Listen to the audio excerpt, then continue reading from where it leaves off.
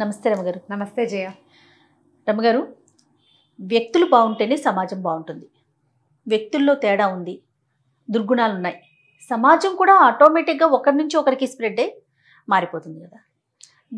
అదే వ్యక్తుల్లో మంచి గుణాలు ఉంటే ఖచ్చితంగా సమాజం బాగుంటుంది. మన ఇల్లు బాగుంటుంది, మన ఇంటితో పాటు సమాజం కూడా బాగుంటుంది. ఆ సద్గుణాలు అనేవి అందరికీ సాధ్యం కాదు కదా. మనం ఏం దేవుళ్ళం కాదు. ఒక్కొక్కరిలో ఏదో ఒక చిన్న చిన్న తేడాలు కనిపిస్తుంటాయి కదా. కానీ వాటిని మార్చుకోవాలి, మార్చుకునే ప్రయత్నం జరగాలి. దానికి ఎవరో పైనుంచి రారు, మనలో మనమే మార్పు తెచ్చుకోవాలి కదా. వీటికి సంబంధించి ఏమన్నా స్టోరీస్ ఉన్నాయా? ఎందుకంటే ఇలాంటి కథలు చెప్తే పిల్లలకి నేటి సమాజం వాళ్ళే కాబట్టి, రేపటి సమాజం వాళ్ళే కాబట్టి, పిల్లలకు కాదు ఇది పెద్దవాళ్ళకి కదా. తప్పకుండా. ఒక వర్తకుడు ఒక ఆయన ఉండేవాడు ఒక ఊళ్ళో. ఆయనకి 7 కొడుకులు. 7 కొడుకులకి పెళ్ళిళ్ళనే పెద్దవాళ్ళు 6 అయితే ఆఖరి అబ్బాయి పెళ్లి చేశారు. ఈ 6 కోడలు కాకుండా చివరి కోడలు చిన్నపిల్ల. ఈ పిల్ల చాలా మంచి గుణాలున్న పిల్ల. వాళ్ళ కుటుంబం చాలా మంచిది. వాళ్ళ ఊర్లో ఉత్తమోత్తమ గుణాలు కలిగిన కుటుంబంగా పేరుపడ్డ కుటుంబం నుంచి 7వ కోడల్ని తెచ్చుకున్నారు. చక్కగా పిల్ల అందంగా మట్టసంగా బాగుండేది.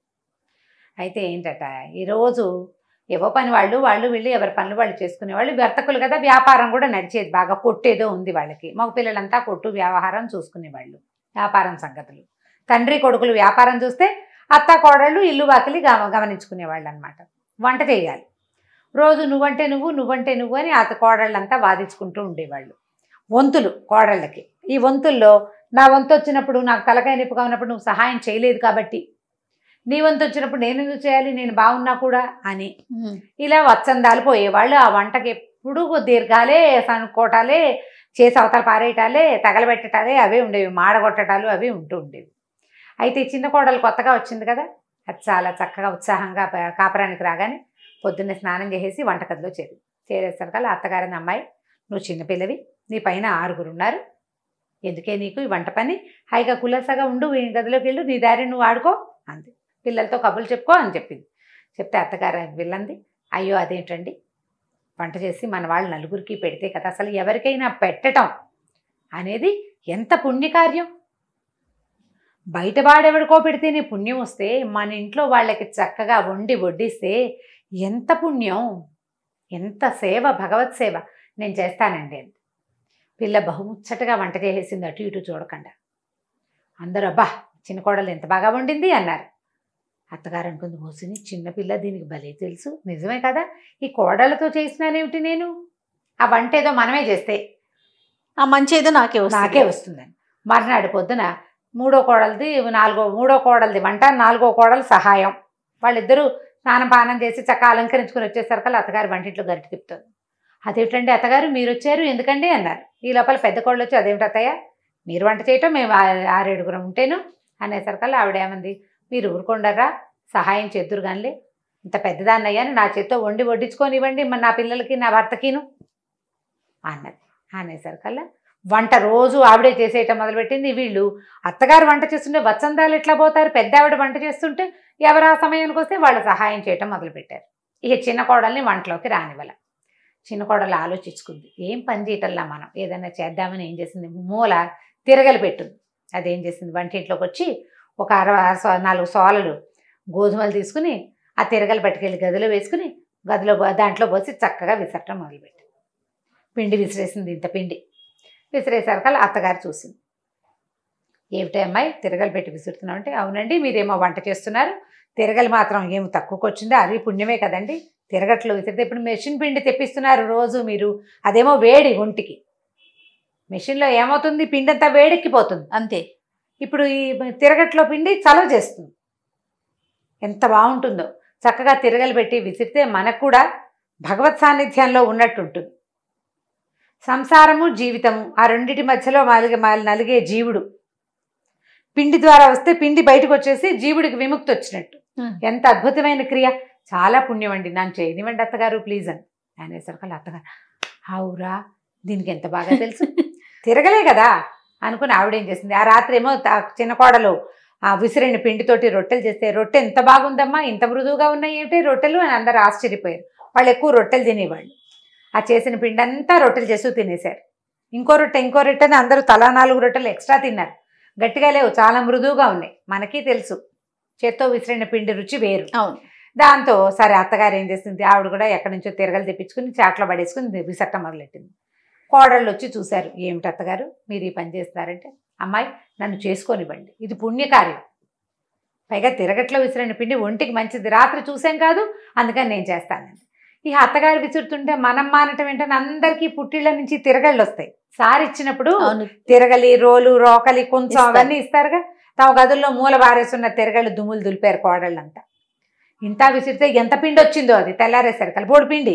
ఇదంతా ఏం చేసుకుంటాం, అందరూ విసురుతున్నారు, ఈ పిండి అంతా ఏం చేస్తా అంటే చిన్న కోడలు, చిన్నపిల్లంది కదా, చురుకు కదా, షాప్లో పెట్టండి, దుకాణంలో చేత్తో విసిరిన పిండి అని కనుక పెడితే చక్కగా అమ్ముడైపోతుంది. మెషిన్ పిండి కంటే ఇది మంచిది, చుట్టాలు పక్కలు కొనుక్కుంటారు కాదు, మంచిదే, అది మంచిదే, మనకు పుణ్యం. అది పట్టుకెళ్ళి పెట్టి రోజు వీళ్ళు విసురుకోవటం మొదలుపెట్టారు. మధ్యాహ్నం భోజనాలు చేశాక తలా 1 గంట వాళ్ళ తిరగలు వేసుకుని కాసిన గోధుమలు పోసుకొని విసిరేస్తారు. ఇంట్లో వాడతారు, మిగిలినవి దుకాణానికి వెళ్ళిపోతాయి. ఈ అమ్మాయి ఏమనుకుంది, ఇదేమిటి వీళ్ళంతా కలిసి తిరగలి పని చేసేస్తున్నారు. తిరగలి కాదు, మనం స్పెషల్గా ఏదైనా చేయాలనుకుని ఏం చేసింది, వాళ్ళకి పెద్ద బావి ఉంది బయట. పనివాడు ఏం చేస్తాడు, ఒకడొచ్చి పొద్దున్నే నీళ్లు తోడి అందరికీ ఎవరి గదుల దగ్గర వాళ్ళకి నీళ్ళు కావాల్సినవి పెడతాడు, తొట్టెల నిండా నింపుతాడు. వంటింట్లో కొన్ని వంటింటి దగ్గర ఒక తొట్టు ఉంటుంది, అందులో పోస్తాడు. మంచినీళ్ళ బిందెలు ఏర్పడతాడు, పూజాల్లో పోసి అబ్బాయి గారుల గదుల్లో పెడతాడు, అన్నీ చేస్తాడు. ఈ అమ్మాయి వాడు లేచేసరికల్లా టపటపటపటప మొత్తం నీళ్ళని తోడు వారేసేసింది, ఆ బకెట్లో అన్నీ నింపేసింది. బయట పెట్టిన కూజాలు వాడు పొద్దున్నే కూజాలు కడిగి పట్టుకొస్తాడు, మిగిలినవి ఖాళీ చేసుకొచ్చే లోపల అన్నీ నింపేసి వాడి పని చేసేసింది. ఓ పక్కన కూర్చుని ఉన్నాడు. ఈయన మామగారు వచ్చి, ఏమిటి మీద నువ్వు ఖాళీగా ఉన్నావు, పని లేదు, నువ్వు నీళ్లు తోడదంటే, కాదండి చిన్నకోళ్ళ గారు నీళ్లు తోడేసింది అన్నాడు. అనేసరికల్లా ఈయన పోయి భార్యని అడిగాడు, ఏమే చిన్న కోడలు నీళ్లు తోడిందే, ఇంత పిల్ల ఇన్ని నీళ్ళు ఎట్లా తోడిందే, ఎందుకు నీళ్ళన్నీ తోడుతోంది, పనివాడు ఉన్నాడు కదా అన్నాడు. అనేసరికల్లా అత్తగారు, అమ్మో ఇదేదో మర్మం ఉంది, దీనికి తెలివి ఎక్కువని అడిగింది. అడిగేసరికల్లా నీళ్లు తోడడం అనేది ఎలాంటి ప్రక్రియ, ఎంత అద్భుతమైన విషయం. ఇంటిలిపాదికి కావలసిన నీళ్లు, జలదానం అంత దానం ఇంకొకటి ఉందా అసలు. వంట చేయనివ్వలేదు, పిండి విసరలేదు, అత్తగారు మీరు ఊరుకోండి, నన్ను నీళ్లు తోడుకోనివ్వండి ప్లీజ్ అంటే. అనేసరికి ఈవిడనుకుంది, ఓహో నీళ్లు తోడడం కూడా దానం కిందకు వస్తుంది. పిల్లకి చాలా తెలుసు, వాళ్ళ పుట్టింట్లో బోళ్ళని ఉన్నాయి పద్ధతులు. ఆవిడ కూడా నీళ్ళు తోడుకోవడం, నాకు కావాల్సిన నీళ్ళు నేనే తోడుకుంటాను, నా భర్తకి నేనే తోడతాను, నా పెద్ద కొడుకు నేనే, నా చిన్న కొడుకు నేనే అంట మొదలెట్టింది. మిగిలిన కోడళ్ళు అనుకున్నారు, ఇదేంటి పుణ్యమంతా అత్తగారు కొట్టేస్తే ఎట్లాగా, మనం కూడా తోడేసుకుందామని ఆ పనివాడిని వదిలేసి ఎవరికి కావాల్సిన నీళ్లు వాళ్ళు ఆ పూట వంటకి తలా ఒక బకెట్ ఎత్తి ఆ టబ్బులో పోసేస్తారు, దొడ్లో నీళ్లు వాళ్లే తోడేస్తున్నారు. చిలకలాగా అలంకరించుకోవట్లేదు, ముందు వ్యవహారం చూస్తున్నారనమాట. నీళ్ల పని కూడా తెమిలిపోయింది. అక్కడి నుంచి ఈ పిల్ల ఏమనుకుంది, ఓహో ఇది కూడా కాదని చెప్పి ఇల్లు ఊడటం మొదలుపెట్టి, ఇల్లు ఊడుస్తుంటే ఈ లోపల పనివాడిని తీసేస్తామన్నారు. తీసేస్తామంటే ఈ అమ్మాయి ఏమంది, అయ్యో పాపం వాడి అన్నం పోగొట్టడం ఎందుకంటే వేరే పనిలో పెట్టుకోండి అతన్ని, అంతేగాని ఉద్యోగం మానిపిస్తే ఎట్లా, మేము నీళ్ళు తోడుకుంటున్నామని మానిపిస్తారా, ఇంకో పని చేయించండి వాడితోటని ఆ పనివాడిని పక్కకు పెట్టించింది. పనివాడు వచ్చి నీళ్లు తోడు, ఎవరి నీళ్ళు వాళ్ళే టపటపా తోడేసుకుంటారు, తలా ఒక 4 బకెట్లు ఎంతలోకి తోడాలి. అక్కడి నుంచి ఇల్లు ఊడవటం మొదలుపెట్టింది. అత్తగారు అది కూడా గమనించింది.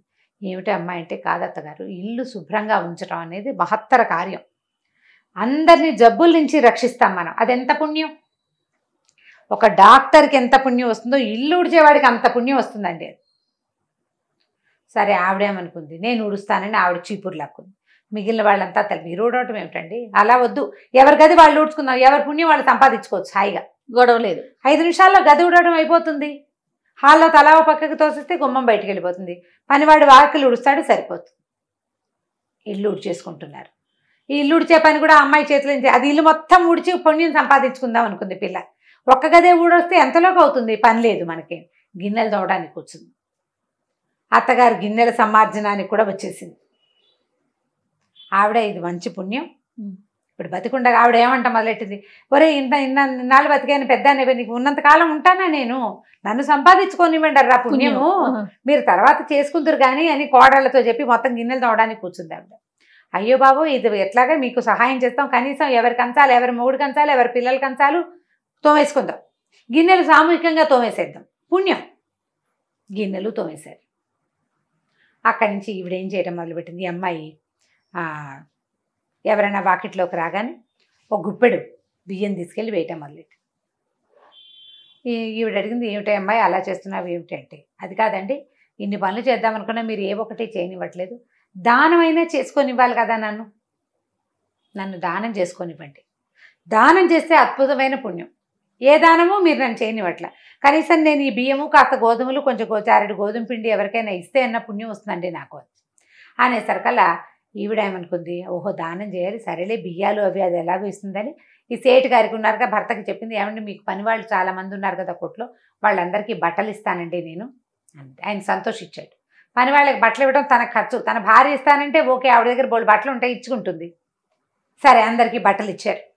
మెల్లిగా కోడళ్ళు కూడా మొదలుపెట్టారు. బోళ్ళంతా ఒక పనికిరానివి ఎక్కువగా ఉన్నవి వస్తువులు చేరనివ్వకుండా ఇంట్లోకి ఏదైనా కొత్తది తెచ్చుకోవాలంటే పాతది తీసుకోమని ఎవరికైనా ఇవ్వటం మొదలుపెట్టారు.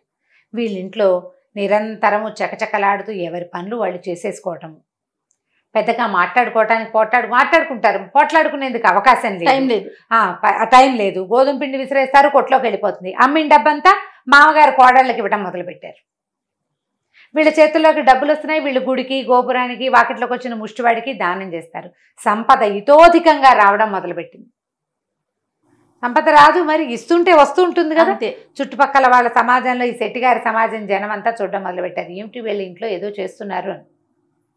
మెల్లిగా పెద్ద కోడలు ఫ్రెండ్స్, చిన్న కోడలు ఫ్రెండ్స్, మూడో కోడలు ఫ్రెండ్స్, ఏమిటే మీ ఇంట్లో మీరు ఈ మధ్య చాలా బాగున్నారు, నగలు చేయించాడు ఆయన కోడళ్ళకి, డబ్బులు ఎక్స్ట్రా వచ్చేసరికి నగలు నాణ్యాలు. ఈ చిన్న కోడలు ఏం చేసింది, తన నగలు పట్టుకెళ్ళి పెద్ద కోడలికి ఇచ్చింది. అక్కయ్య మీకు ఆడపిల్లలు ఉన్నారు, రేపొద్దున పెళ్ళిళ్ళు వస్తే మాకు ఇంకా పిల్లలు లేరు, మా పుట్టింటి వాళ్ళు బోళ్ళు నగలు ఇచ్చారండి, నాకెందుకు ఈ నగలన్నీ, పిల్లలకి పెట్టుకోండి చక్కగా నగలు పట్టుకెళ్ళి ఇచ్చేసింది. అది మరీ దానం అని చెప్తోంది. దాంతో ఇక వాళ్ళకి వీళ్ళకి ఇచ్చేసేటాలు మొదలుపెట్టారు. చుట్టుపక్కల సమాజంలో వాళ్ళందరూ కూడా మెల్లిగా ఈ పనులు పాటలు పద్ధతులు, పని వాళ్ళు ఉంటారు, వాళ్ళ పనులు వాళ్ళేవో వాళ్ళు చేసుకుంటారు. నేను నీళ్లు తోడుకోవాలి, నేను ఇల్లు ఉడ్చుకోవాలి, నేను గిన్నెలు తోముకోవాలి, నేను నా వంట నేను చేసుకోవాలి, ఎవరి పని వాళ్ళు చేసుకుంటారు. వీళ్ళు చేయలేని పనులు చేయడానికి పని వాళ్ళు ఎలాగో ఉన్నారు. కిలకిల్లాడుతూ ఉన్నారు కోడళ్ళు, చక్కగా అందరికీ పిల్లలు పుట్టారు, పిల్లలకి పెళ్ళిళ్ళు అయిపోతున్నాయి. వీళ్ళు ఎంత ఫ్లరిష్డ్గా ఉన్నారు. ఈ విషయాన్ని తెలుసుకున్న మొత్తం వాళ్ళ ఊళ్ళో ఉన్న వీళ్ళ సమాజం జనం అంతా నేర్చుకున్నారు దాన్ని. కోడళ్ళు పని పాటలు చేసుకోవాలి, ఎవరి పని వాళ్ళు చేసుకోవాలి. పని పాటలు అంటే పక్క వాళ్ళ పని చేయొద్దు, నువ్వు నీ పని నువ్వు చేసుకో అంతే. నీ పని నువ్వు చేసుకో, వత్సందాలు పోవద్దు, వంతులు లేవు, వంట చేసేసేయటమే అందరూ కలిసి. ఎవరు ఆ టైంకి వంటింట్లోకి వస్తే వాళ్ళు పని చేసేస్తారు, పుణ్యం. ఎవరు నీళ్ళ దగ్గరికి వెళ్తే వాళ్ళు తోడేస్తారు, ఎవరు ఖాళీగా ఉంటే వాళ్ళు ఇల్లు చేస్తారు. అట్లా అన్ని పనులు చేసుకుంటేనే పుణ్యం వస్తుందని ఈ పిల్ల వల్ల ఈ సమాజం మొత్తం మారిపోయింది. మనం ఇప్పుడు చూడు, ఒకళ్ళు వాషింగ్ మిషన్ కొనుక్కుంటే మన ఫ్రెండ్స్లో వీలుగా ఉందని అందరం కొనుక్కుంటూ ఉంటాం, ఒకళ్ళు మిక్సీ కొంటే అందరం కొనుక్కుంటాం, ఆ మిక్సీ బాగుంటుంది. ఒకళ్ళు ఇప్పుడు వాక్యూమ్ క్లీనర్ కొంటే అందరూ వాక్యూమ్ క్లీనర్లు కొనుక్కుంటూ ఉంటారు. ఒకళ్ళు ఒళ్ళొంచి పనిచేస్తే ఇంకోళ్ళు ఒళ్ళొంచి పనిచేస్తారా? కొంచెం కష్టం కదా. ఉద్యోగాలు చేస్తారు, ఉద్యోగాలు చేస్తున్నాం జయ మనం కూడా. అప్పుడు పరిస్థితి వేరు, ఇప్పుడు పరిస్థితి వేరు. ఆడపిల్లల్ని చదివించటము, ఒకళ్ళని చూసి మెల్లిగా అందరూ మొదలుపెట్టారు. అమ్మాయిల్ని ఉద్యోగాలకు పంపించటము అందరూ మెల్లిగా మొదలుపెట్టారు. కాస్త లేటుగా పెళ్ళిళ్ళు ఇవాళ రేపు ఎవరు చేస్తున్నారు అని. ముక్కు పుడక కుట్టించటం. నేను మా సచివతికి 2 ఆడపిల్లలు ఉన్నారు, చిన్నప్పటి నుంచి వాళ్ళని మేమే చదివించాం, మా దగ్గరే ఉన్నారు పెద్దవాళ్లే పిల్లలు. నాకు ఆ ముక్కు పుడక సరదా, మాకు అమ్మాయిలు లేరు కదా, అందుకని ఏమో ఇవాళ రేపు ఎవరు కుట్టించుకుంటున్నారమ్మా వద్దు అంటుంది. ఎవరైనా కుట్టించుకోవడం ఎందుకే, మనమే స్పెషల్గా చేద్దామన్నా దాన్ని ఎవరు చేయని పని మనం ఎందుకు చేయాలి? అది అందరూ చేస్తే అందరూ చేస్తారు. అవును అంతే కదా. ఫ్యాషన్లు కూడా అంతే, కొంతమంది చేస్తుంటే వాళ్ళ వెనకాల పడి మిగిలిన వాళ్ళు చేస్తుంటారు. అదే ఇప్పుడు ఏంటంటే ఎవరి పని వాళ్ళు చేసుకోవటం అత్యద్భుత పుణ్యకార్యం అంతే. అందులో ఒకళ్ళని ఇబ్బంది పెట్టేది ఉండదు, ఇంకొకరి మీద ఆధారపడేది ఉండదు. కాబట్టి ఇలా సమాజాన్ని మార్చుకోవాలి. చాలా బాగుంది, సూపర్ రమ్మగారు. చిన్న కోడలి కదా, మంచి తెలివైన పిల్ల, చాలా బాగుంది రమ్మగారు. ఇంకొక స్టోరీతో మళ్ళీ కలుద్దాం. నమస్తే. నమస్తే జయ. ఇక ఈ వీడియో కనుక మీకు నచ్చినట్లయితే లైక్ చేయండి, షేర్ చేయండి. మరిన్ని వీడియోస్ కోసం మా ఛానల్ని సబ్స్క్రైబ్ చేసుకోండి.